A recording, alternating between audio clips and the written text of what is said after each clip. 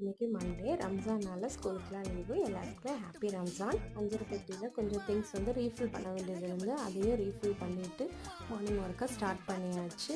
காலையிலைக்கு வந்து தோசையும் கடலைக்கறியும் தான் பண்ணலான்னு இருக்கேன். அதனால் தோசை சுட்டுட்டு கடலைக்கறியும் ரெடி பண்ணிட்டேன். சிந்தனாக்கு வந்து இந்த வீக்கோட எக்ஸாம் முடியுது. ஃப்ரைடேயோட எக்ஸாம் முடிஞ்சு அந்த ஹாப்பியில் ரொம்ப ஜாலியாக இருக்கிறான். இதுதான் எக்ஸாமுக்கு படிக்க வைக்கணும். நாளையோட எக்ஸாம் வந்து இங்கிலீஷ் அதுக்கு படிக்க வைக்கணும். அப்படியே அவன் வந்து தோசை கேட்டனால ஊற்றி தோசையும் கடலைக்கறியும் வச்சுருந்தேனால அதை ஊற்றி அவளுக்கு சாப்பாடு கொடுத்தாச்சு. எப்போவுமே வந்து தம்பிக்கு ஊட்டி விட்றதுல அவளுக்கு ரொம்ப இன்ட்ரெஸ்ட் ஆகும். அப்படி கேர் பண்ணி பார்த்துக்குறாங்க.